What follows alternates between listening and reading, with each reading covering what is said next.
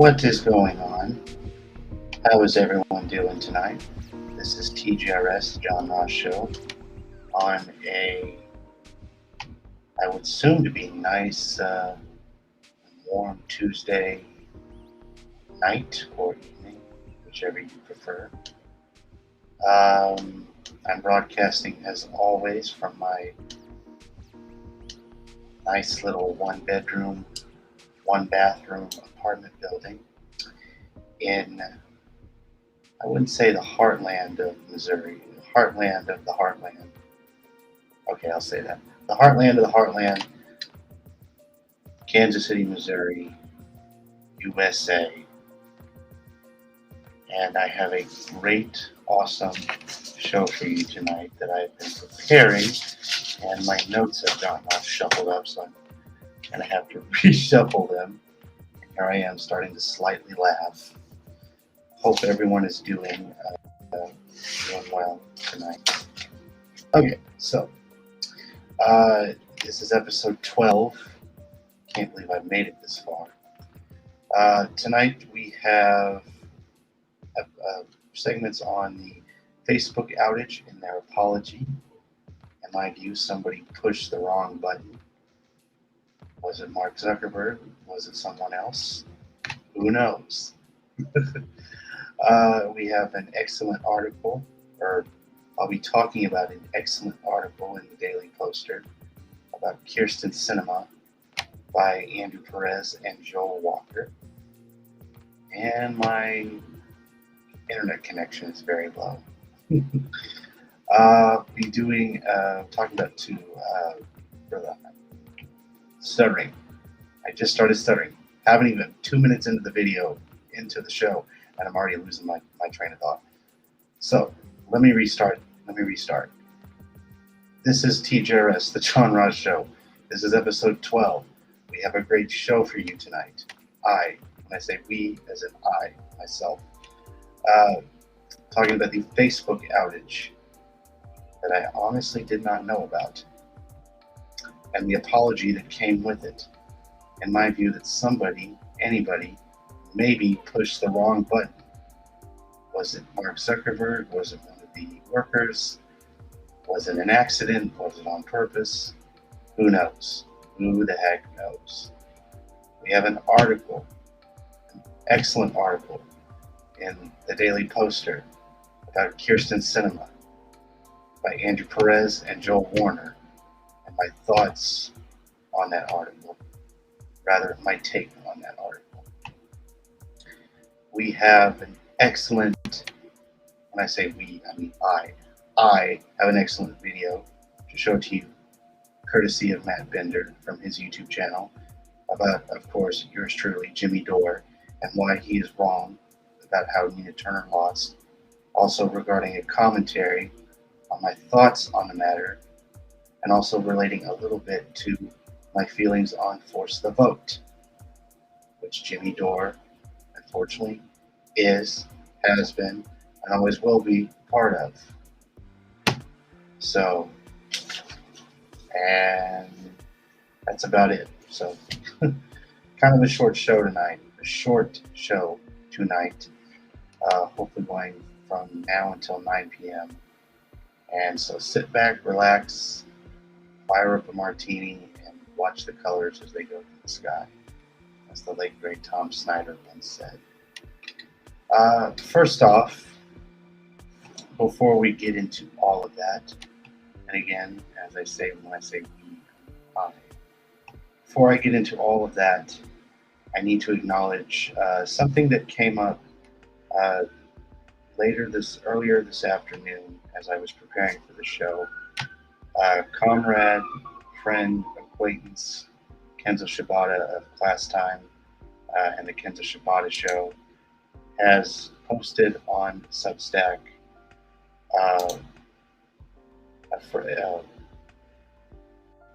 some difficult times. His wife apparently has stage 4 triple negative breast cancer. Again, this is posted on Substack, and he is going through some difficult times with her condition, as well as some issues with the Board of, Board of Education in his hometown of Chicago. And he's in a bind right now. He's taking a leave of absence, a short-term disability leave from the Board of Education. He's in a full-time psychiatric program to deal with traumas and having a fulfilling life. And he's getting through it. And I must say, he is a comrade. He's an acquaintance. He's a good person. He's a friend. He's someone who I respect very, very, very deeply. And I know most of you who are watching this or will watch it later will come to respect him and admire him. And hi to the one person on Twitch. Great to have you. He's just an all-around good person and all-around great guy. And no one. I can't understand the pressure that he's in right now. So he's fighting. He has been fighting with the Board of Education again to approve his temporary leave. They've apparently threatened his paycheck and his livelihood. It's just been really stressful, and it's been a strain to him to get to work through the program and take care of his family, including his wife, who, as he says in this post, is stricken with stage 4 triple negative breast cancer. So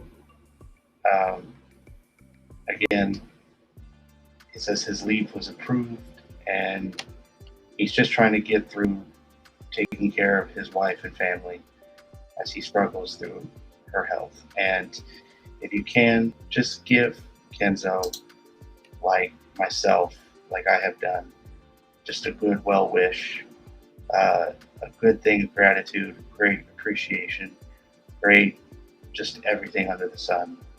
He's a comrade. Again, he's a friend.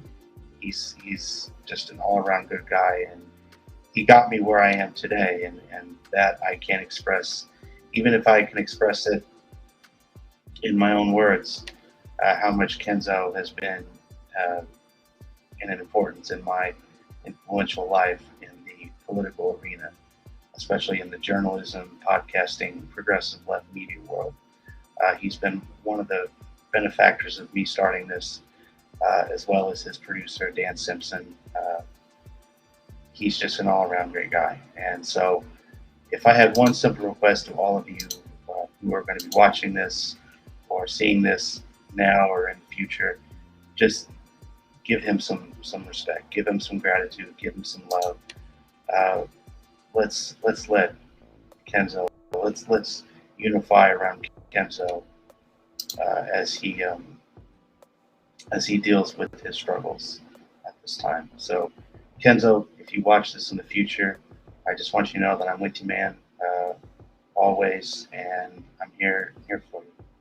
So just give Kenzo some love, and go subscribe to his show on YouTube and his newsletter right here on Substack, which is as I'm seeing it, class time, CLASSTIME.substack.com, and go check out the Kenzo Shibata show on YouTube.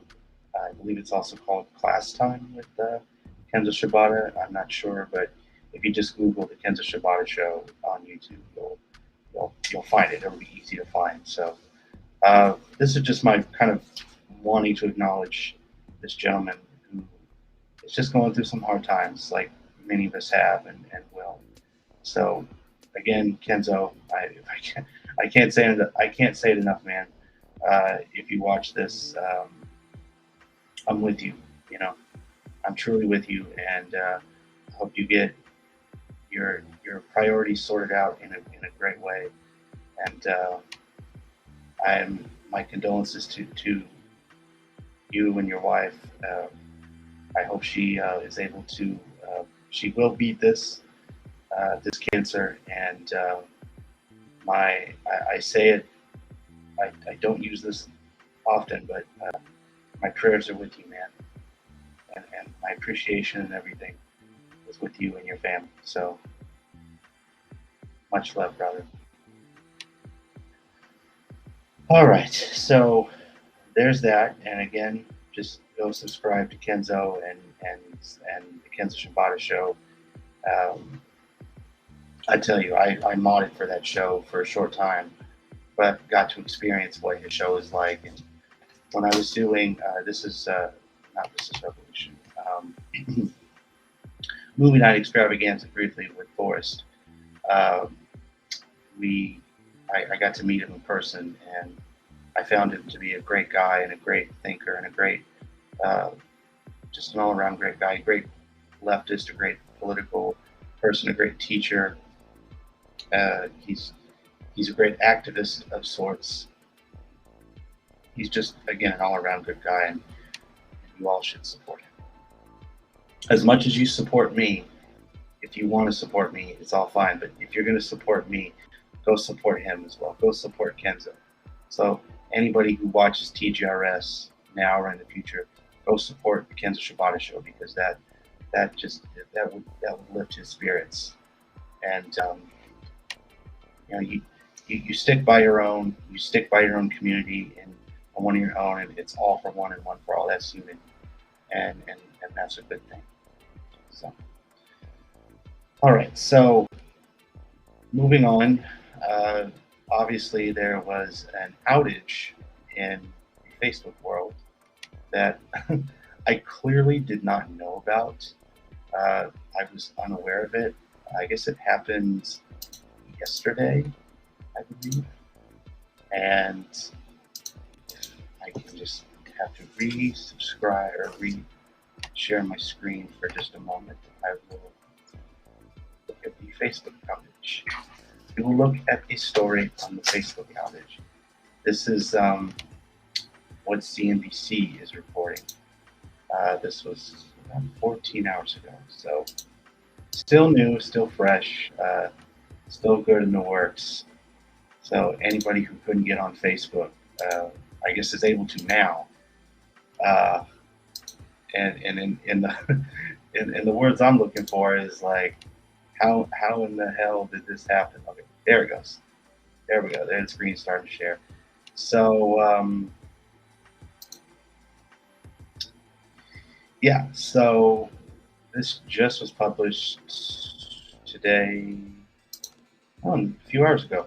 So Facebook says it is sorry for mass outage and reveals why it happened. And there's some key points. It says the longest stretch of downtime for Facebook since 2008. So it's 2021 now. I'm not going to know offhand. So I'd say about 15 years, 15, maybe 14 and a half, 15 years that this has happened. And for those of us who are very social media and tech savvy, I count myself for it. I mean, trust me, I'm on Facebook like, I don't know how many times a day. Not all the time of the day. I mean, I'm going to be over exaggerating here. So, we all use Facebook. We all use our Twitters. We all use our social medias, our Twitches, our podcasts, which I do.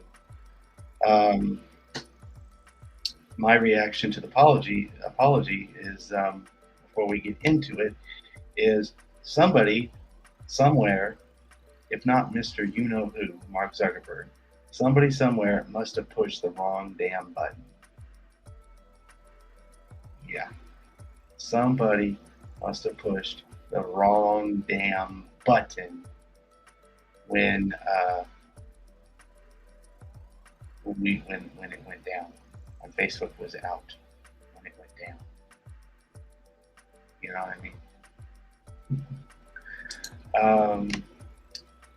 To all the people in the business and on the world of independence, we are sorry for the inconvenience caused by today's outage across our platforms, said Santosh, Janardhan, Facebook's Vice President of Infrastructure, said in a blog post late Monday.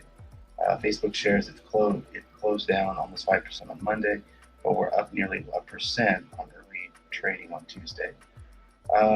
So Facebook says it's apologized. Well, what's this? Okay.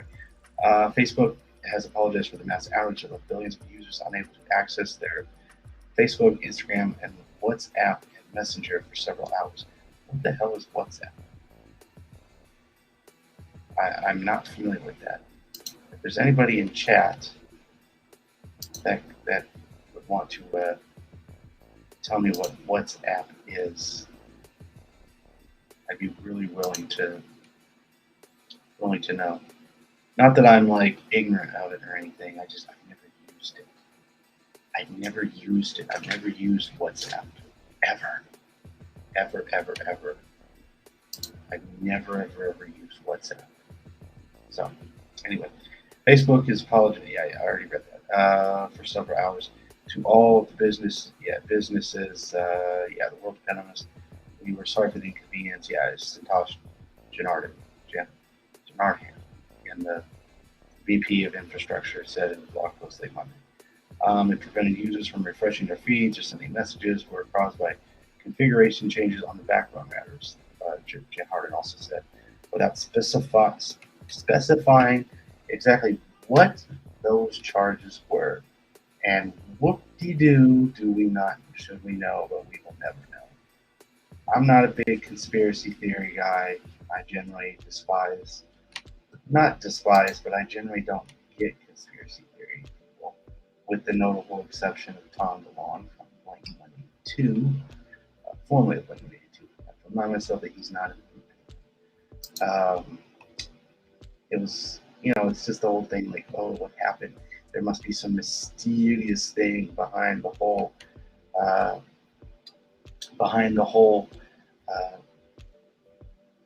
not the shutdown, but the blackout. I call it blackout, shortage, outage, blackout. What else you want to call it? There's about a billion things you can call it when a company like Facebook has its shortage. I like it's never happened before. I mean, YouTube has certainly had this before, right? I mean, I'm just saying. YouTube has. Anyway. Caused issues that interrupted the flow of traffic between routers and Facebook's data centers around the world, and the disruption to network traffic has had a cascading effect on the way our data centers communicate, bringing our services to a halt. Facebook, Instagram, and WhatsApp. Again, I don't use that, but I don't know. I'll have to do some background research on WhatsApp about what it is. On what WhatsApp is, for God's sake. I tell you, just after 7 p.m. Eastern time, 6 hours of the platform, Mark Zuckerberg wrote on his own page, they're all coming back online now. And then added, sorry for the disruption. Sorry for the disruption. I'm scrolling. Today, you rely on our services to stay connected with people you care about, and it was apparently, obviously, marked the longest stretch of downtime on Facebook since 2008, which is about 15 years ago. A bug knocked the site offline for a day, affecting 80 million viewers, and it now has about 3 billion viewers. I think I remember that. Does anyone remember the 2008 blackout? I had just started being on Facebook at that time. I think I remember vaguely when that happened. When Facebook had its blackout, its 2008 outage, and then of course you had 2019, a similar outage, which lasted for an hour, and the outage came a day after whistleblower who leaked private internal research about Wall Street Journal in Congress revealed herself ahead of an interview with 60 Minutes. The documents reported in a series of journal stories that the company's executives understood the negative impacts of Instagram among younger users. Facebook's algorithm enabled the spread of misinformation among other things, and it closed down about 5% on Monday, but we're up again nearly 1% on early trading on Tuesday. So 1%, and you know what? We'll just watch this interview for what it's worth. If it plays, I know for a fact it's going to play an advertisement. Yep, can't go wrong with without free videos, without free advertising. Then that means everything else will be under a paywall. Mark Zuckerberg is not going anywhere.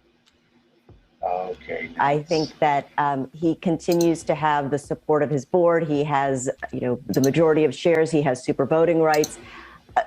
Mark Zuckerberg himself has called for greater. Mark Zuckerberg is not going anywhere. I think that he continues to have the support of his board. He has, the majority of shares. He has super voting rights. Mark Zuckerberg himself has called for greater regulation of Facebook. What isn't clear is what level of regulation a company like Facebook is willing to accept. Is Facebook willing to give regulators access to its algorithms and systems? Are they willing to open their doors to field inspectors the way the banks have? But my sense is Mark Zuckerberg is defiant and is not in any, even if there are calls for him to step down, it would be very hard to displace him. Yeah, and one quick follow-up to you, Stephanie, before we go to Haim. Yeah. I mean, yeah, if they displace him, who are they going to replace him? I mean, that's just a point of view. That's just a good point of view. If they displace Zuckerberg, how the heck are they going to replace him? Who are they going to replace him with? Let's just say something really bad happens, and Zuckerberg is one way or another forced out of the company. Who the heck are they going to get to replace him? Do they have a number two person lined up for take Zuckerberg's job if and when he should leave? If that's an event, when I say that, I mean if he is somehow, something really bad happens and he is, I guess the proper term is forced out of the company. Is he going to be, who's going to line up? Who's Facebook going to line up to take over his job? It's just a thought.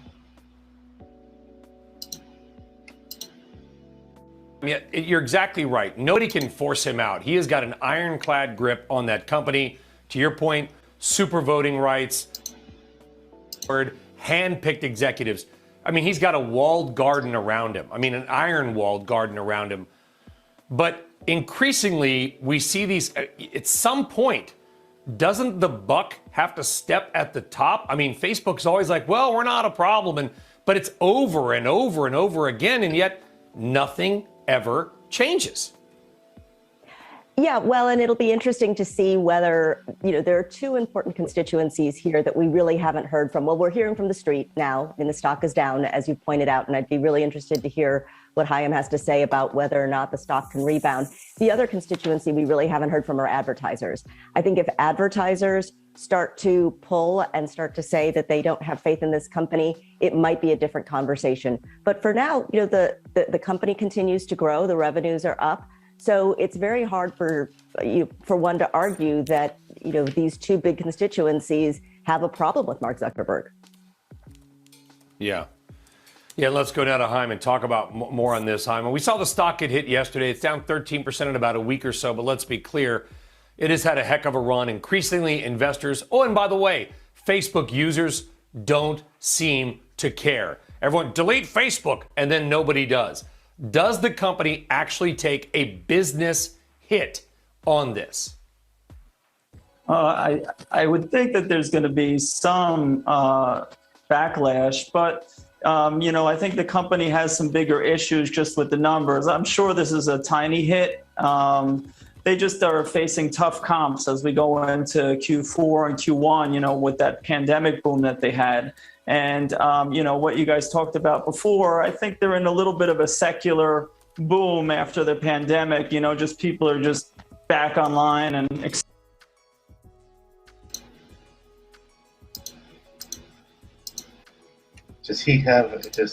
honestly, I'm looking at this street check, right? I'm looking at this thing right here. I'd beg to differ on whether or not his rating is obviously is neutral. Like, what is he? I mean, he's got to be on the side of either inside the company with Zuckerberg or outside of it. I beg to differ and highly doubt that his rating is truthfully neutral. I mean, again, just a thought. Story right now. I mean, if they stayed down till today, I mean, then watch out. But thank goodness they got back up and running.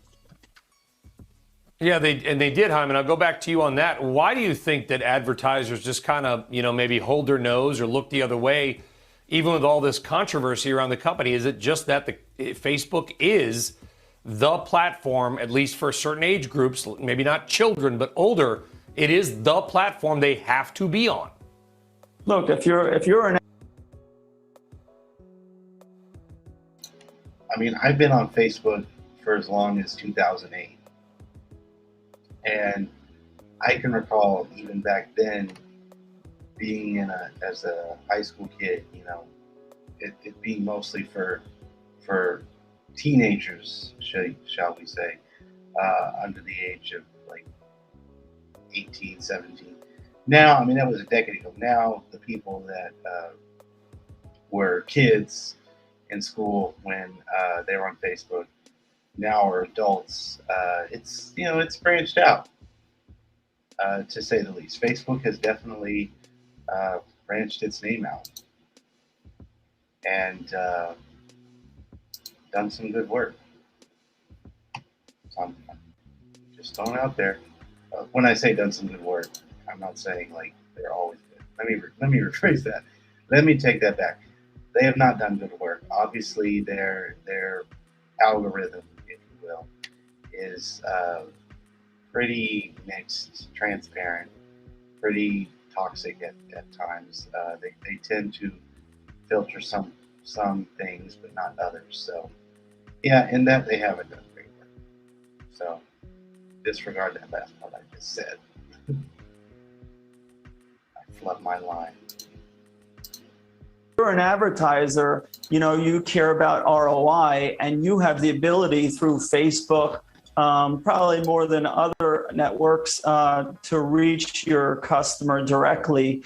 I mean, they have amazing algorithms that advertisers are just excited about the last decade or so. And, once you start seeing ROI on your spend, you're not going to leave them so fast. And I do think that there's a lot of hype in the media. I mean, a lot of politicians are trying to grab airtime and things like that. I mean, sure, social media has a lot of issues. There's no doubt about that. But I've been of the thinking all of the time I've been covering Facebook, and it's a little bit annoying because I care about earnings. And I actually think the opposite.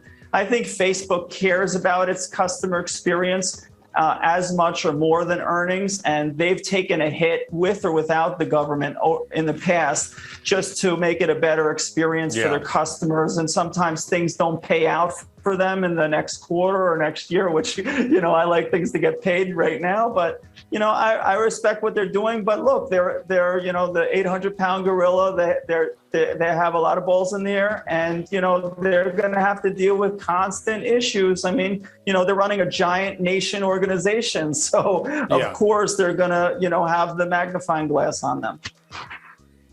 Well, and they do. And it, by the way, Stephanie, it is actually, I mean, we talk about partisan differences in this country, and there's not a lot of things that the two teams seem to agree on, but apparently social media regulation is one of those things. We just showed a graphic with Marsha Blackburn, a Republican, and Richard Blumenthal, a Democrat. It does feel like there's some bipartisan, at least, agreement on social media regulation, but does that mean Congress is going to do anything, or they're just going to, grandstand, say some words, and then everything kind of goes on? Yeah, I hate to be cynical about it, but I think this is an issue that, while there is agreement that there should be something done, what Congress should do, what regulators should do, is the devil is in the details, to use the old cliche. And this is not a Congress that has shown a real willingness to dig into the technological details. And as I said earlier, what does regulation of these platforms look like? We heard from Jen Psaki, we've heard from members of Congress. I haven't heard anything that suggests that there is an actual proposal on how to regulate these organizations and what that regulation looks like.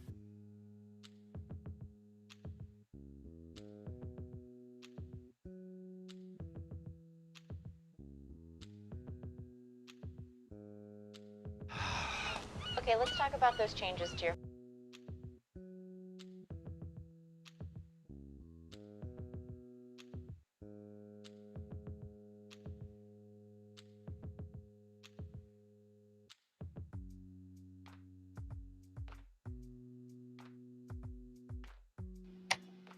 I just realized my mic was muted. So I was saying, who knows? Who knows how this is going to impact Facebook? I know we've seen this stuff before. I mean, it comes and it goes. It's bad it's good one week. It's bad another. They always have these crashes and falls and pitfalls. YouTube, Facebook, Instagram, WhatsApp. I haven't heard of it. I'm going to have to probably educate myself in that area of social media. Try to get my mic here. Anybody remember MySpace? Man, no one really uses MySpace anymore. It's kind of weird. It is. It fell on hard times, and Justin Timberlake bought it to try to revive it, and not so good.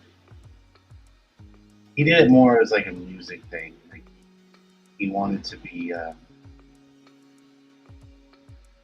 He wanted it to be more centered around the world of music, rather than social, interaction. Didn't work. All right, yeah. Didn't work at all. Did not work. So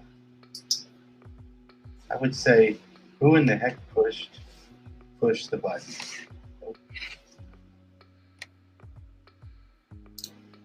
Okay. Sorry, I'm speaking of pushing the wrong button. Speaking of pushing my wrong button, I hit something that almost made my stream end. So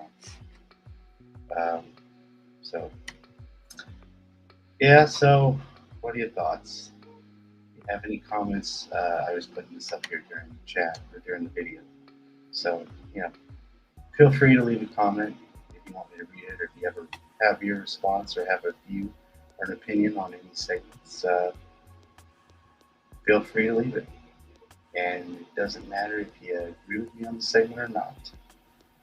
I welcome all detractions, because that's the world that this space that I'm in, this so-called space that I'm in. I can have people that agree with me. I can have people that disagree with me. I'll even take I'll take the detractors. I'll take the spammers. I'll take the trolls. Believe me, I modded for a podcast briefly. I know all about spammers and trolls. So anyway, all right. So moving on from the Facebook, going into some more heavier territory as far as Ms. Kirsten Sinema. Ms. Kirsten Sinema, Miss Conservative Democrat, Miss Moderate Liberal, Miss Reformer, Green Party, supporter. I wouldn't even call her progressive. I mean, I honestly wouldn't. And I generally speaking, I would not call Kirsten Sinema a progressive or someone who is an ally to the left, any but ally to supporting universal health care like Medicare for All or Green New Deal or getting tuition-free public schooling or college or even lowering tuition in public schooling and college. She's nothing. She's nothing that the progressives on the left. She's nothing that AOC and the Justice Dems and the Squad could ever support because she's not on their side. She's not on. She's not on my side either. I don't consider her on my side. And to me, I actually thought she was a Republican until I was shocked that she was a leftist, but not essentially a progressive leftist. She was a conservative. She's part of the Blue Dog Coalition, so she's just right up there with Kirsten Gillibrand. She's a Blue Dog Democrat. She's conservative on several issues, and people like the Squad, people like Bernie Sanders, are way too far left for people like her. And it's just, she's not. Start to lose my train of thought again. She's not on the side of the left that people like myself, people like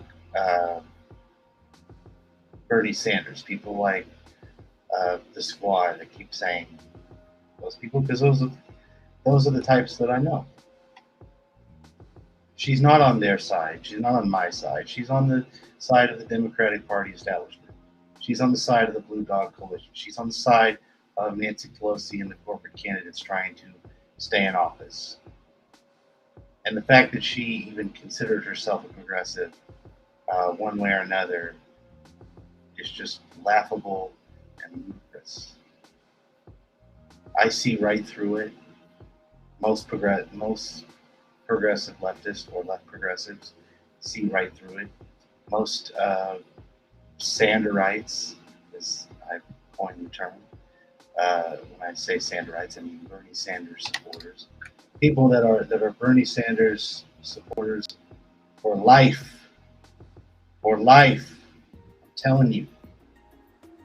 Just because he's never going to run for president again doesn't mean that we can never support him when he does. And my internet connection just went down to a low red bar again. Oh well, it'll bounce back up. This means that you're probably gonna have to deal with a distorted quality later. So my apologies for that. My apologies for the bad sound. I've been trying to speak as loud as I can, so this comes across as somewhat professional, somewhat audible. You guys go to Audible? Do you guys go to Audible? I like ebooks. You like ebooks? I truthfully like ebooks. Okay. Anyway, so this article in the Daily Poster just dropped today. Yeah, today. It's the 5th. Still the 5th. By Andrew Perez and Joel Warner. And having read it, having taken some notes, having done a little bit of research, not a whole lot of research, but a little bit of semi-research one way or another. Everything that I've said about her hopefully should be completely accurate. And in this said article, in the said article in the Daily poster. Senators need to hear from their constituents. I can't say that. Blah. Starting to flub on my words. Listen to Kirsten Sinema tell lobbyists how important it is to hear from constituents early and often, months before she started ducking Arizona's questions. Again, this is by Andrew Perez and Joel Warner.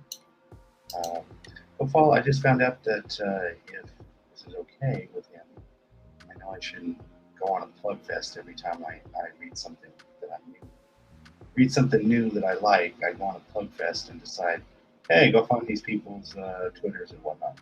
So if you can, go follow Andrew Perez on Twitter and go subscribe to the Daily Poster, because it's started by a wonderful journalist, a most wonderful journalist of all. He's the greatest of all time. He's not fake news. David Sirota. And go check Sirota out. I guarantee it is worth your time. So, got way off base there. But Kirsten Sinema. Months before Arizona started filming, Senator Kirsten Sinema repeatedly refusing to answer questions about her political positions. She told restaurant lobbyists about how important it was for senators to hear and what their constituents are having to say, and for lawmakers to share their positions on issues such as and their reasoning. Quote, senators need to hear from their constituents, she said in April. Hearing constituents early and often makes a world of difference. You don't want to assume that just because someone is either a Republican or Democrat, you know exactly where they stand. They may have a public position on an issue, but also that it's a person's job to represent his or her constituents. And by providing them with key information, you can help them best represent their constituency. So, urging constituents to quote unquote be polite. There will be people who agree with you on some issues and others who disagree with you on others. My opinion is that you have that is normal and okay, but always best to have a meeting with folks knowing what your position is and how you share it with them and their reason that you have this position. And that having that meeting matters regardless of what the person's opinion is on the issue overall. So Sinema apparently made these remarks at a NRA, that stands for National Restaurant Association, of course, not Rifle Association, not to be confused with the gun-toting, killing Republican, conservative-leaning organization that's poisoned the nation. And we're trying to get things like reasonable gun control in play for the last, 30, 40, 50 years. For me, it's been the last 7 years or so I'm counting. She talked to the National Restaurant Association's annual Public Affairs Conference at a virtual event designed to help restaurant owners effectively lobby lawmakers. And the senator spoke with Sean Kennedy, the NRA's executive VP of Public Affairs, whose wife is at a fundraising firm raising money for her campaign and leadership PAC. She's helped block a $15 minimum wage legislation in March, a key priority to the restaurant lobby. And now, 6 months after she made the comments of everything that she said, basically was just be polite, agree to disagree, go to your constituents, and no matter who they are, Republican or Democrat, left or right, liberal, conservative, whatever, she's going back on everything that she says. And she's even refusing or hearing, my notes here, I think I have to try to take some good ass notes. She's ignoring her own advice and hearing from both sides of the argument, both sides of the aisle, rather, and telling them to be polite. And while negotiating on a $15 minimum wage, she is trying to pass, she's emerged as a roadblock for the Democrats as they seek to pass portions of President Joe Biden's economic, climate, and healthcare agenda and a $3.5 trillion reconciliation bill. That's a lot. I mean, 3.5 trillion. What kind of money would I tell you? I'm not a big. I don't like much capitalism, believe it or not. But I know what I like to do with that sum of money. Give it to the poor and give it to the needy. That's where it would go. That's if that's as progressive as I can get, then so be it. She hasn't said much of anything on what she does and doesn't support in legislation. She is going back on her stance, one way or another, probably one way, hosting press conferences or town halls, and isn't talking to reporters outside the Capitol or outside, in the halls of Capitol. She is now a roadblock for the Dems as they try to pass Biden's health care plan with a 3.5 reconciliation bill, basically helping people and again, helping the needy, helping people that are just, I would say, over the age of 60 or more, that have serious health problems, health issues, and need to essentially get the help they need and they can't afford it.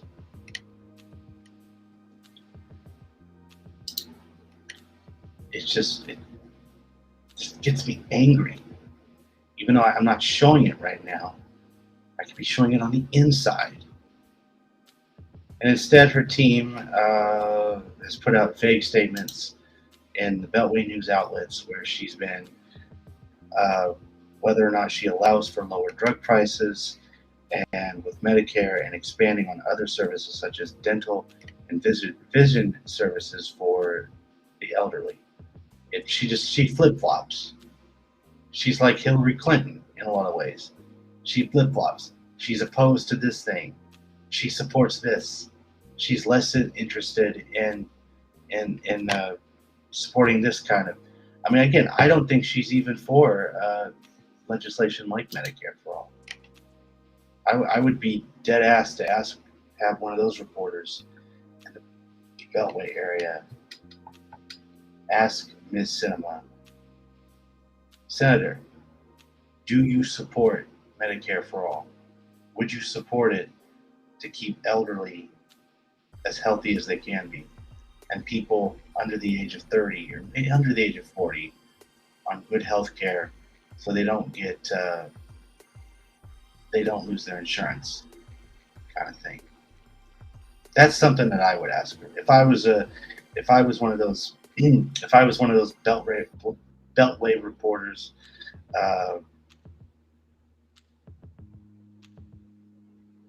that she's been putting vague statements to. I was looking at my notes. I would ask that. I would. I mean, I truthfully would. Not even gonna lie. I'm gonna just tell the honest truth. I would. I seriously freaking would say that to Kirsten Sinema.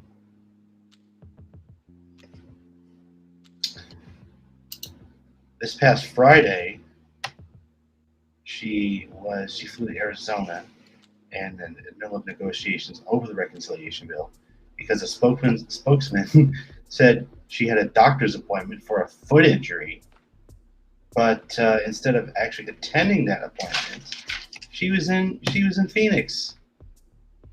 What was she doing? Attending a fundraising retreat with potential donors or with donors in general at the Royal Palm Springs and Royal Palms Spa and Resort. And she was confronted. The constituents tried to confront her over this hypocrisy. And she went back via a backway entrance to evade them.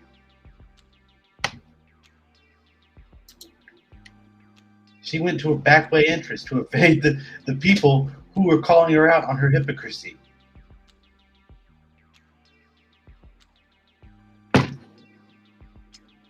And she has the gall to sit there and say that she supports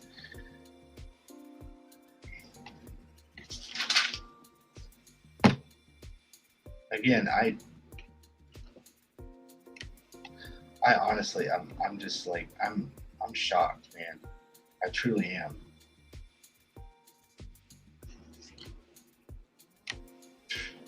Anyway,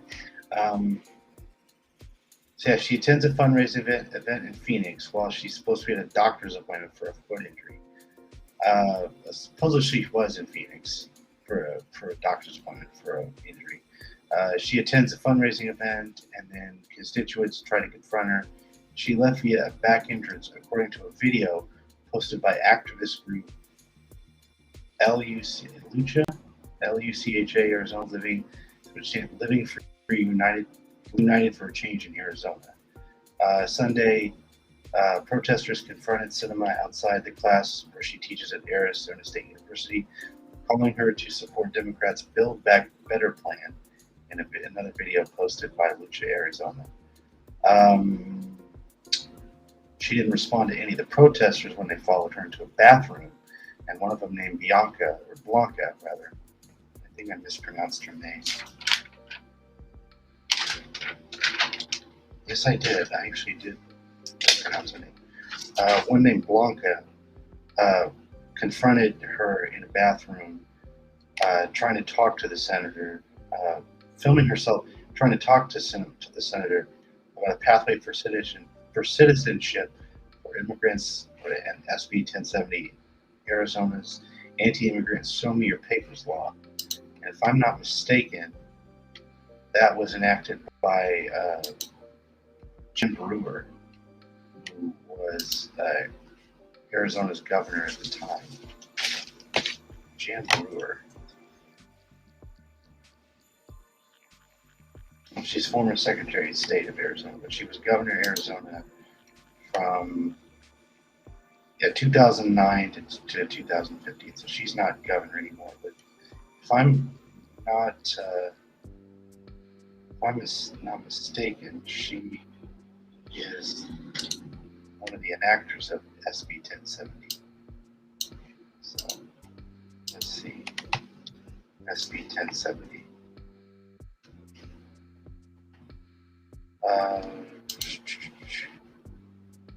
We support our law enforcement safe neighborhoods act.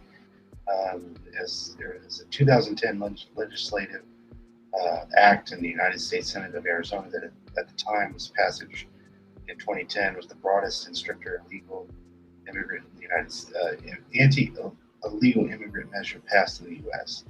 It's received attention, and Jan Brewer was the governor of Arizona when SB 1070 was passed. It was voted on April 13th of 2011, and 5 days later it was voted, and then the 23rd it was signed into law the 23rd, voted on the 13th of April 2011, a year later, and then on April 19th it was the House and the Senate voted, and then it was signed into law on April 23rd of 2010. So, and partially it's struck down. So this was, 1070 was also, as I recall, you like round people up that supposedly were anti-American. I mean, it was just the most hateful thing as I can recall. And I was watching a lot of TV news back then. It was the most hateful thing in America. And it just, anyway, I don't want to get off base here. Show me your papers, Lon. She states, I was brought here to the United States when I was 3 years old, said Blanca. In 2010, both my grandparents got deported because of SB 1070. I'm here because I definitely believe that we need a pathway to citizenship. My grandfather passed away 2 weeks ago, and I was not able to go to Mexico to visit him because there's no pathway to citizenship. This was one of the protesters. Again, her name is not Bianca. I actually mispronounced her. Her name is Blanca. Followed her. She's the one who followed Cinema into the restroom and called her out on her hypocrisy. And Blanca said, we have the opportunity to pass it right now. then we need to do it because there's millions of undocumented people just like me who shared the same story and or even worse.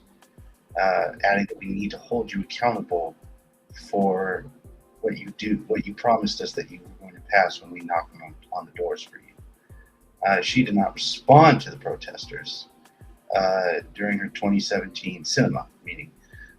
Did not respond to any of the protesters, and during her 2018 Senate campaign, Sinema, who was once a proud progressive and welcomed public activism, said that immigrants who were brought to the U.S. as minors known as dreamers, quote, deserve a path to citizenship. I believe our dreamers are citizens, but in everything but paperwork, she said. These are young people who were brought into our country through no choice of their own, and often didn't even learn they weren't citizens until it was time for them to go to college or go into the military. Democrats have explored learning substantial immigration reforms in the reconciliation bill, but they likely won't because Senate parliamentarian and unelected advisor that Democrats could overrule or replace has told them in doing so that would violate budget reconciliation rules, Sinema said in February. There is no instance in which I will overrule a parliamentarian's decision. So I did not know that she was even progressive. You know what? We'll get to that in a moment. Let's finish this off. Last thing I want to do is go from one article to another. So she has put herself in this victimhood, as far as I can say.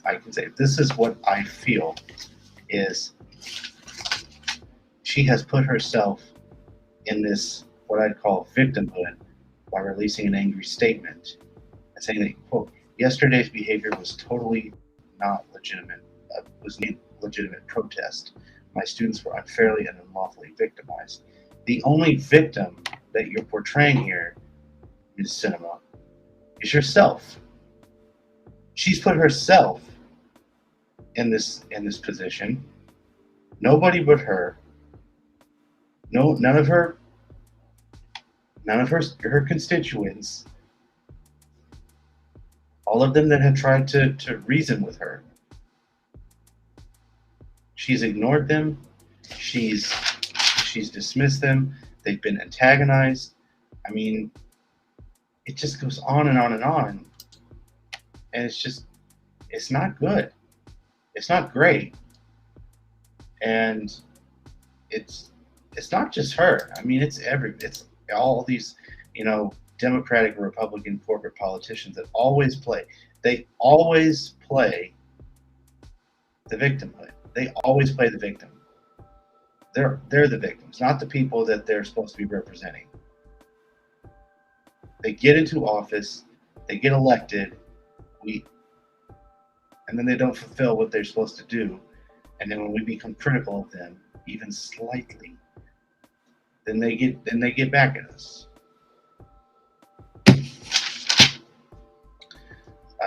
Where was it?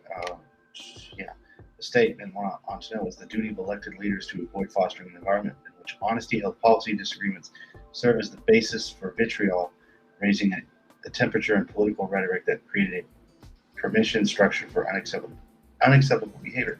Yeah, but you, Senator Sinema, walked back on everything that you said when you said you should agree to disagree with people of your own party or the opposite party by having things like legislative meetings to air out disagreements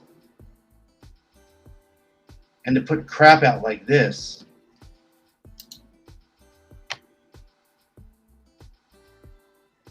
I see right through it. I'll say that. I see right through it, and most American people, most people in the progressive left ecosphere that I'm in see right through it too. I kid you not. And believe me when I say it, we see right through it. She claimed to have met with the team several times, but on the basis of with the activist group that confronted her, according to a statement published by Lucia, Arizona. Sinema's constituency has now been granted access to her office, but have been treated as being ignored, dismissed, and antagonized by people in her office. And then the statement continued, with all eyes on Arizona and Senator Sinema right now, many Arizonans are asking, is Sinema doing her job? The millions of Americans who include Black, Brown, and Indigenous communities who elected her do not think she is. Sinema has shown zero interest in engaging with her constituents or meet her colleagues halfway on critical legislation. Yeah, she basically ran on a progressive platform or an agenda. I'm pretty sure she saw the success of Bernie Sanders and his agenda.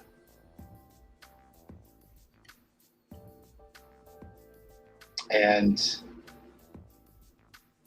probably thought, hey, I'll run on that. And then got into office and decided I won't run as that. I'm not going to run on that. I'm not going to run like that. I'm not going to be a progressive. I'm not going to be a Senator Sanders or an AOC or Squad or a Justice Dem. I'm just going to be another corporate politician. Better yet, I'll be a Democrat who is a conservative on a lot of, or a moderate on several issues. Essentially, she's a neo-lib, as the great Ben Burgess often refers to. Didn't listen to a lot of Ben lately, by the way.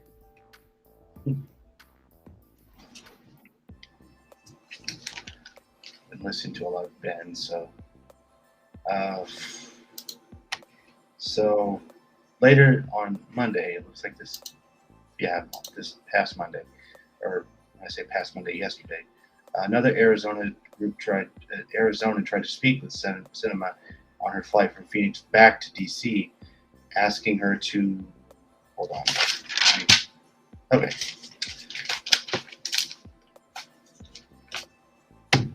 So yeah, this past Monday, which meaning yesterday, another Arizonan attempted to speak with Sinema while she was boarding a flight back to DC from Phoenix, and she was asked about her comments on her commitment to a passage of reconciliation bill providing citizenship to immigrants and a pathway to citizenship for immigrants, and she didn't respond.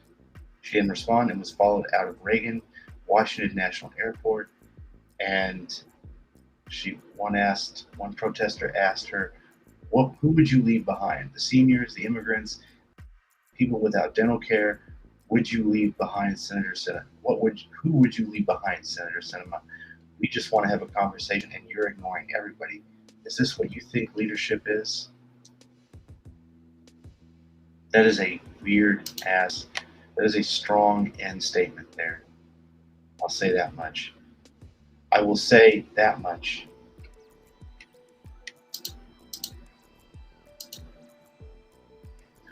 And yeah. Okay. So it was curious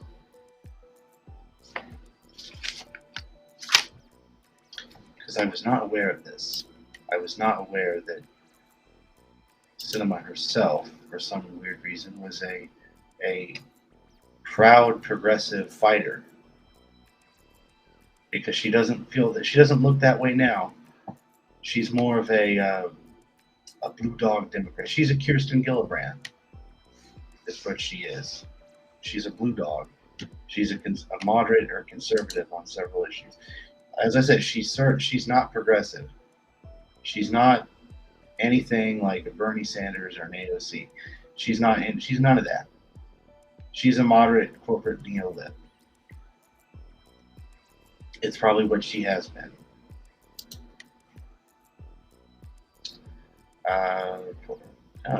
Fine report by David Sirota and Perez. One of the most enduring parables of the American culture is about going to Washington. It is a tale of Ernest do-gooder deciding to run for office on a pledge to be a voice for the voiceless, and then getting to the Beltway and quickly becoming a swamp monster selling out the folks back home. There are countless examples of this phenomenon, but we should understand that has maybe never been such a pure personification of this cliche as Kirsten Cinema, and she managed to capture the entire trope of one iconic moment that should never ever be forgotten. I like this. I truthfully like this. She has gone viral for not merely joining seven other Democratic senators for blocking the already due motion to debate a $15 minimum wage, and for making an NBA dunk center like spectacle of casting that unnecessarily vote to crush millions of workers. Cinema's display is notable for just a spectacle, not because she represents the state President Joe Biden won, not because she decided to break with her own Democratic colleague Mark Kelly, who is running for re-election. Her vote is also newsworthy for how it caps off some of the grotesque political journeys in modern history of the country. I personally witnessed a portion of that journey many years ago when I founded the Progressive States Network, PSN. Unlike many corporatists in Washington, Cinema did not get her start as a standard issue business-friendly cyborg created in a Westworld-style factory at the local Chamber of Commerce.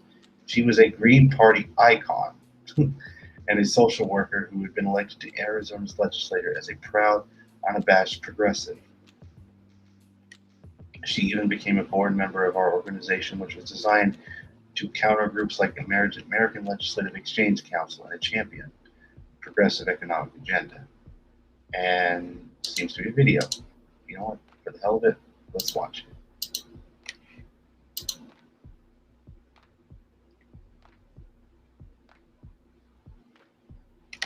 I just want to start a pretty general question.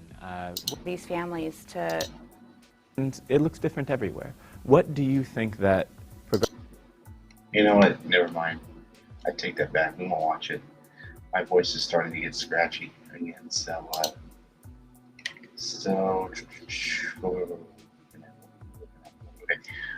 she explains she got into politics because she saw underprivileged people in her community and became enraged that they just weren't going to get able to get past that place of poverty and dependence to a place of self-sufficiency and independence. That the focus on making a difference for the communities that have historically been underserved and marginalized in Arizona. As we learn to talk about these issues from the perspective of just an average voter who cares about how much they're making and whether or not their kids can go to college, I think we're going to tap into the feelings in a much more humane way and a much more authentic way.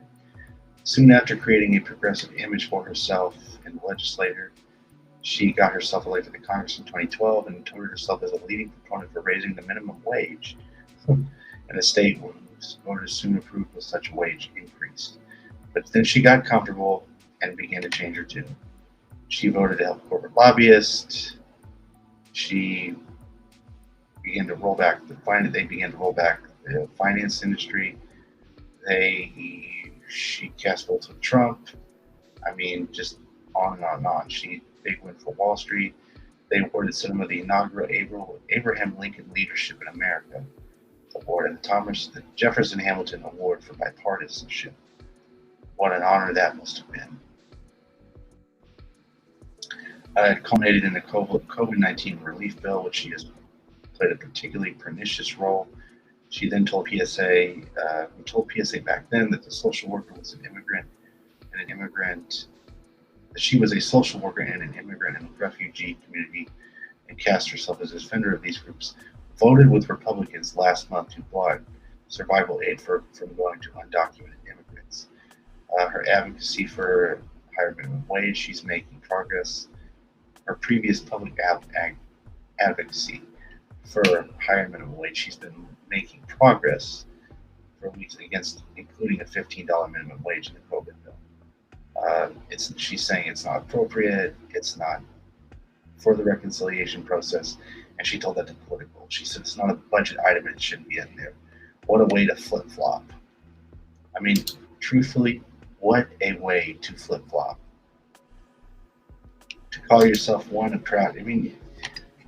call yourself progressive for years and then turn your entire back on them, all like 10 plus years later, decade later, and vote with every corporate politician in the book, and including most of Trump's horrendous policies, as they were and still are under this administration,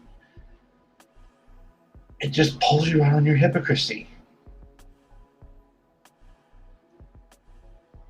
That's all that it is.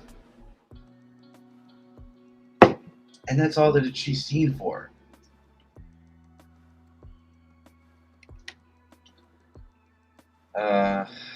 Democrats are using a budget reconciliation process because Sinema and a handful of other conservative Democrats, emphasis on conservative for a moment. Emphasis that she's gone from progressive to conservative. I highly doubt that she ever even was a progressive in the first place.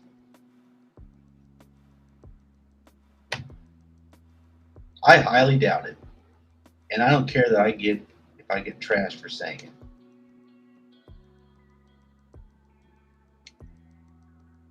Refuse to end the filibuster, and with this filibuster intact, Republicans can block most legislation unless, Democrats can come up with 60 votes. And on and on and on. I mean, I can go on and on, but it's all there. It's like, why the heck should I even have to explain it like a billion times? Oops. I mean, why the hell should I have to explain the fact of Sinema's transformation to a fighter, a progressive fighter, to a conservative Democrat, sucking up to administrations of either equal political view or opposite political view? I just don't buy it. I just don't. I see right through it. I mean, if I'm going to be honest, I see right through that shit.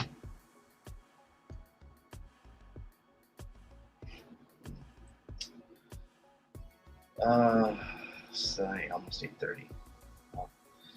I'll try to get through my commentary today on the next topic because going from Sinema to another controversial person, I say to heck with it. I'm just going to do it.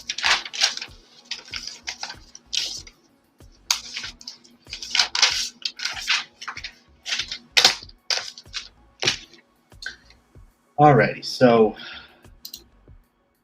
I mentioned in the opening of the show that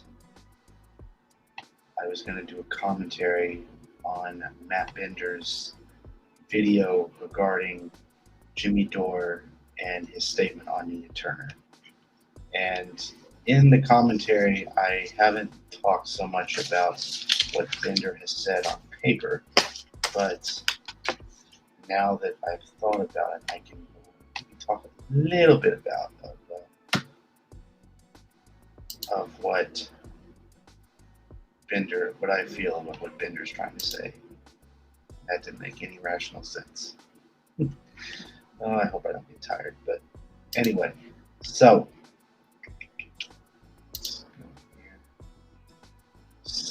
this is Mr. Matt Bender. Yeah, I'm live. This is Mr. Matt Bender speaking about Jimmy Dore.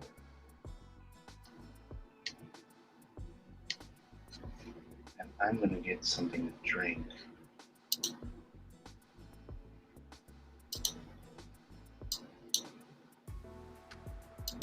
And I'm actually going to get something to drink while this video is playing, so I will be back in one moment. So if you just excuse me, I'll let this play out. So. Is still talking up Nina Turner's loss in her Ohio District 11, I believe it was, election back in, what was it? Was it early August? I think so, right? Just, this is he had on this guy who goes by Socialist MMA on Twitter. He's another one of those Door-esque People's Party types, the same type of politics that, like, the Convo Couch, those two people I had a debate with a couple of weeks back. That sort of like anti the squad, I'm further left than you type, ridiculousness. But here they are talking about Nina Turner's loss to Chantel Brown, who was the centrist in the race, and obviously Nina Turner was running a progressive campaign as the left-wing candidate. And I mean, let's just play it. Let's just play it, because I don't even. This is just. I saw this making the rounds, and I had to give it a listen. Here we go. How could you be running as a progressive for Congress in the middle of a pandemic and not show up to a Medicare for All march? Oh my God! And then you're surprised you lost? You're surprised more people didn't show up for you? The most popular policy in the country is Medicare for All. You don't show up for a Medicare for All march, and you expect people who have a revolutionary spirit to vote for you, to get off their ass to vote, and then you lose and you don't know why? Well, I mean, this is just, I went through this. I did videos on this March for Medicare for All event that happened in July. That was put together by these Door-esque types, the force the vote people. Again, I'm not anti-political activism, on-the-ground activism. I actually told people where they could check out details for the march, and if it was something for them to definitely go down and check it out. I did not shit talk the march or the organizers. My issue with it was the people who were saying this type of stuff. The fact that going to this one specific event made it, or, basically made it or broke it if you were a true leftist, which is ridiculous. There are direct actions on the ground, in the street, activism, events going on a regular basis. People cannot go to every single one. Missing one does not kill your left-wing bona fides. Yeah, because these guys don't usually do these things. The March for Medicare for All became their Woodstock. Like, this is it. This is the one event. The same way your hippie parents in the 60s talk about Woodstock because they were weekend warriors who just went to these rock concerts, when it was like the one big event to go to, and weren't like the people going down to the basement shows and the bar shows and the church, the church basement shows and the thrown together punk shows every week, that I was going to back in my day. But no, there's like the same shit. That's the same shit, basically. Like, that's a perfect analogy, quite frankly. Like, this is their one event because they don't usually do this shit for that. They don't usually do this shit. So for them, this was it.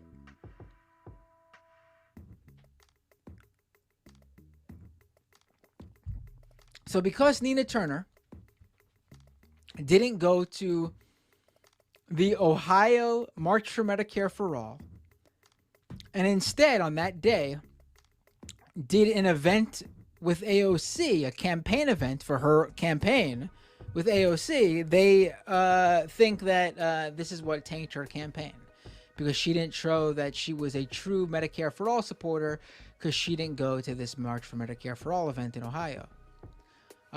They never point out that the Ohio March for Medicare for All event did not take place in Nina Turner's district. She would have had to have driven 2+ hours, if I recall, outside of her district to attend the Ohio March for Medicare for All event. I think it was like 10 days before the election day for her race was. Just ludicrous.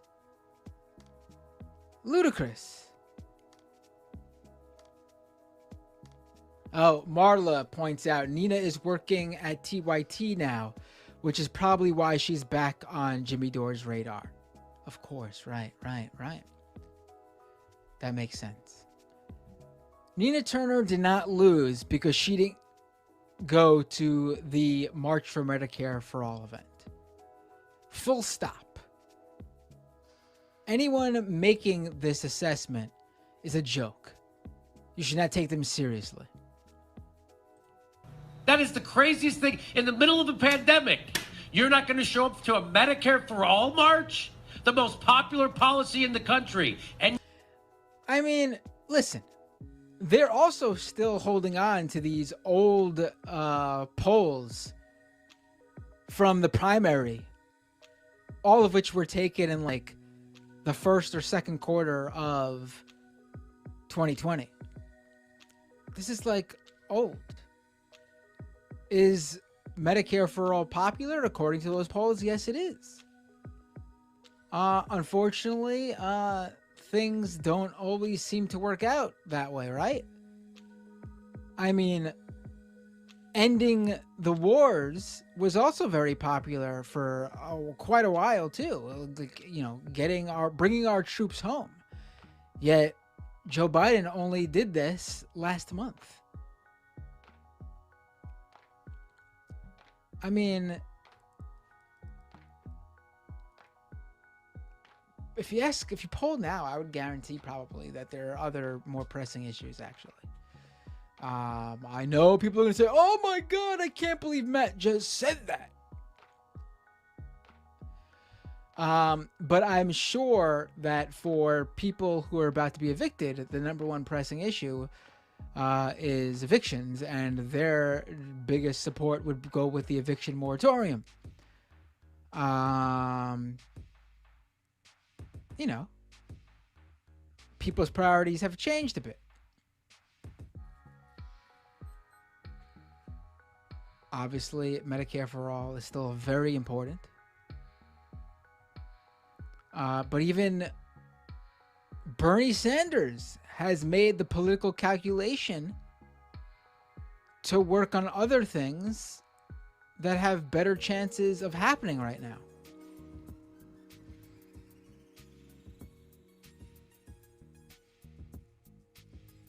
You could agree, you could disagree with that, but it is what it is.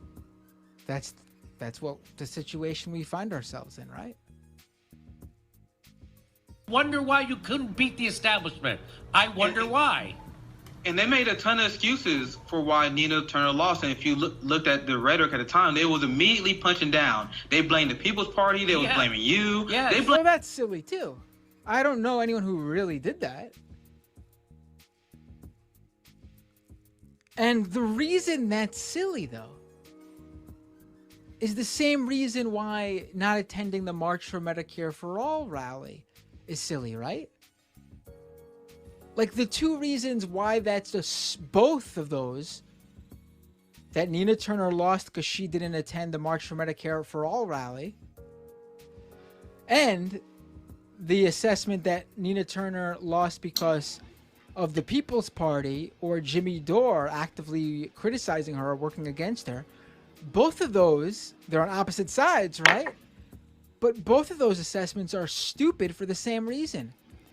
And that reason is that your tiny subsection of the left is, quite frankly, inconsequential, unimportant, ineffective, politically non-existent.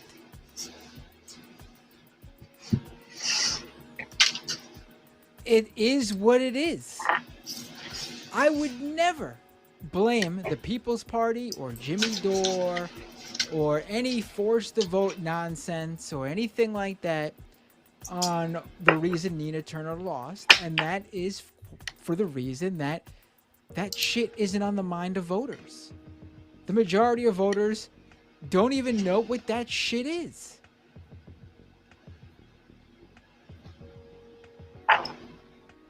That's also why she didn't lose because of the March for Medicare for All rally. Not attending that. I would venture to guess that 99.99999% of the people that voted in that special election did not even hear of such an event. Everybody except them. I said Nina Turner lost because the squad disappointed their base. That's right. Now let me. And people got mad at me like. That's also fucking ridiculous. Right. Who So do right. these guys, He's just so right on the point. these Sure. forced to vote Jimmy Dore folks, who do they think they are? Like, they really think they're way more important than they are.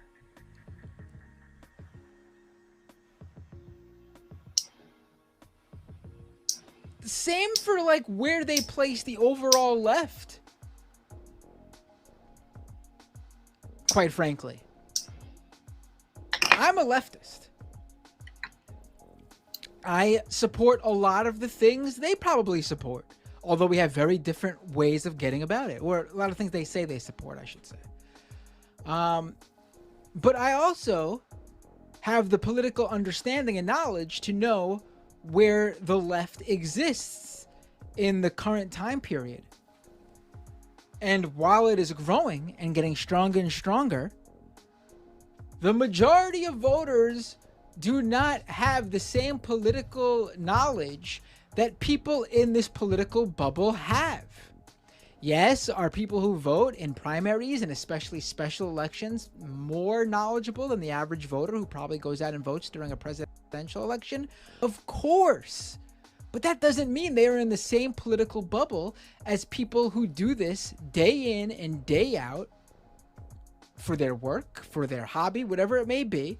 For people who, you know, the majority of these people are not in the online political discourse where a lot of these random criticisms and feuds play out.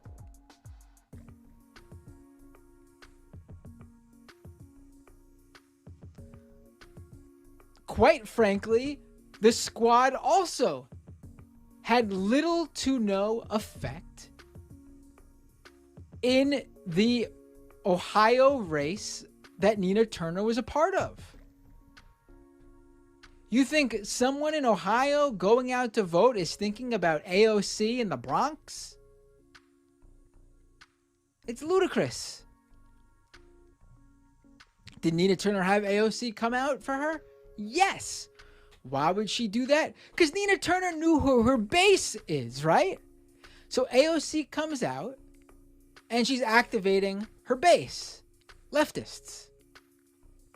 Now, if you want to make the argument that her base didn't come out, that's also not true because Nina Turner's overall vote total and the demographics where that came shows that she won those very votes. In fact, she even won, if I recall, she even won the black and brown vote in that election. Right. What lost Nina Turner the vote is the same thing that looks to have won Joe Biden the primaries and then the general election in 2020.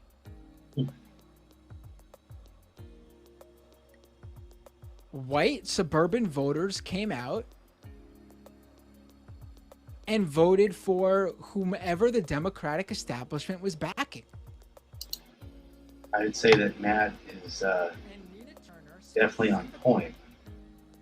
Nina Turner was toxic to them because she basically became the very symbol of the Bernie Sanders campaign the anti-DNC, anti-democratic establishment Bernie Sanders campaign that they hated even more so than Bernie. Like Bernie, He is right about that too, folks. after he lost, put everything in to Joe Biden winning, right? Nina Turner, on the other hand, because of her 2016, her non-support of Hillary Clinton, and then in 2020, what she said about Joe Biden being like just as a bowl of shit or something like that, she basically created this persona for herself to them, which personified to those people everything they hated about the insurgent left-wing campaign that was really the Bernie Sanders campaign. And they basically took it out on her. Win? And they put all this money, all these organizations through. All right, so that was just a little bit of math and take on why Jimmy Dore is wrong and about Nina Turner and why she lost. And I gotta say, my bias is pretty clear. I genuinely agree with him. So this is a new kind of end format that I want to try with the show, and that's to kind of give my commentary on said topic. And I'm just going to go right into it. So this is my commentary. This is my commentary. I'm going to tell you about this right here, written in ink. I really wish that Nina Turner had won. I really do. And she was our best chance at getting progressive ideas realized in the Congress. Damn it, she was our best hope right then and there. Apparently, some people didn't feel that way before and during and after the special election in Ohio. That person, of course, was none other than Jimmy Dore himself. Now, before you keyboard attackers launch these one smear after another vitriols against me, let me try to explain my position as best as I possibly can. I make no secret of my disdain for Jimmy Dore, as well as Force the Vote, and that whole movement that I feel is toxic to getting actual Medicare for all and universal health care passed into law. It has been produced in the last year as a toxic environment, and it has shown itself as such. I support Medicare for all. First and foremost, just want to clear the air. As Bernie Sanders once said, I wrote the damn bill. That's my best Sanders as I can do.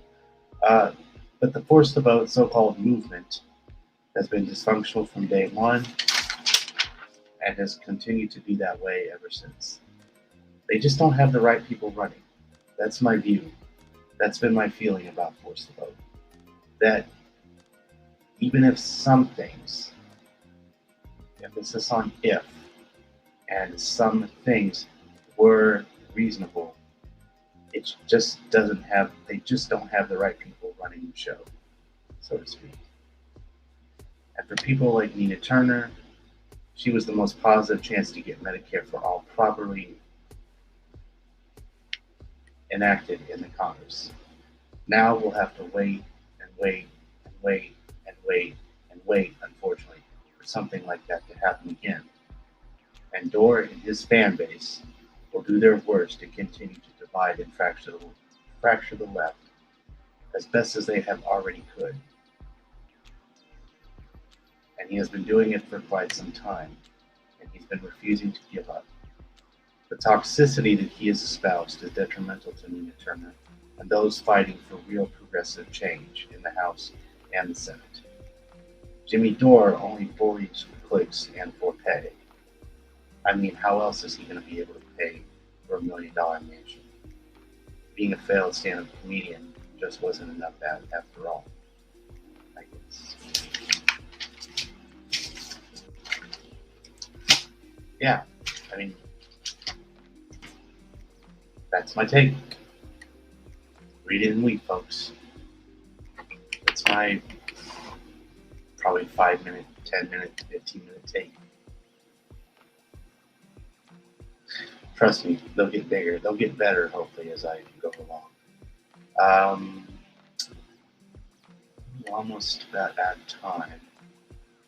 It's almost 8:50, so I'm not quite on the dot yet for 9 o'clock. But there's nobody in the chat, so I guess with that, I guess we can get out of here early. So, while I am on the take, I shall say this. R.C. Roberts, who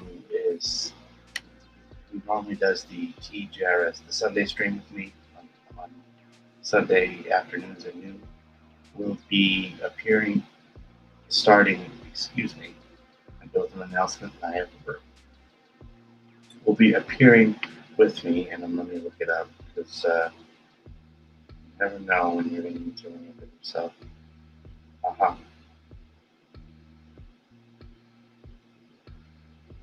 Okay, so starting this Friday, and starting every Monday, Friday, and Sunday, R.C. Roberts from the Sunday stream will be appearing with me as a co-host every 3 days a week to kind of give the show, as part of my expansion to make the show better than what it actually is. The commentary segment that you just heard is probably the first foray into a new format that I'm trying as the show is trying to get better, and hopefully there won't be any long ass pauses between the show. So every Monday, Friday, and Sunday, of course, R.C. Roberts, R.C. Roberts from Furoki Enemy on Substack will be my co-host for 2 days during the week, and then of course, as usual, I should say, on Sunday when we do the Sunday stream, which we're going to do next week or this week. Actually, yeah, I know we're going to do this week. Take that back. I wasn't going to make this, but I've already kind of planned it all out. So this Sunday, Amy Bell and Amanda Ferriante from These Are Bad Movies will be our guest. We'll just be talking about basically bad movies and our perceptions of them. So you should check that out. That's going to be great. We'll also be talking about Matthew Levitt's op-ed in the Washington Institute about the Assad regime. We'll do some commentaries. We'll plug some projects. It'll just be a really great Sunday stream. It's sort of a rescheduling from the fact that we couldn't do Sunday this weekend because RC had an unfortunate illness, which he's better at. He's gotten much better. So that's coming up next week. Starting, I believe, Friday is when RC will be joining me for every 3 days. We will do a Sunday stream. We'll do a co-host. So look forward to that. And I'm looking forward to it. And also, as I say, follow him on Frokian on Substack. So with that said, it's 8:50. So we got some good things coming, some great things coming. As our former president would probably say, some great things coming. You're gonna love them all. You're gonna love them and everything. I can't do Trump. I have the worst Trump impression possible. So thank you to our one Twitch viewer that I appreciate you for cashing in on the stream pod. That's as you have done every night. So with that said, I guess I should just do the plug. Catch the show, TJRS, the John Ross Show, Monday to Friday, 7 to 9 on YouTube and Twitch. Catch a Sunday stream with RC, again, on Filthy Enemy on Substack at 12 noon Central, on, again, YouTube and Twitch. Read me on Substack at tjrs.substack.com. I need to start blogging. I keep saying I'm going to blog, and then I don't, and then it's just like, ugh. I need to get into the habit of writing again. I need some practice. I need some discipline. I really need some good discipline. Follow me on the social media, Twitter at John Ross 1992, Facebook John Ross, Twitch is Jonathan Ross. I'm all there, and of course Twitch is where Twitch and YouTube are. Where you can find the show. Of course, we'll be on the show. Will be streaming live every so often. Hopefully, occasionally, as part of the expansion, we'll be on Facebook and Twitter live as well as YouTube and Twitch. So, I'll obviously donate to the Patreon, patreon.com/TJRS. It doesn't matter how much money you can give, or if you can give anything at all. Whatever is just fine for me. We'll keep the show going. Keep it sailing. Keep it moving. That kind of thing. And as always, like and subscribe on Twitch, obviously, but on YouTube. Please give me that thumbs up and that subscribe button. It means a lot. And I know that this is a work in progress, and I'm really excited for the things coming to make this show better. So, with that said, I will see you guys tomorrow, same time, same place. Left is best. Rest in power to Michael Brooks. Rest in power to Ed Asner. And I will see you tomorrow.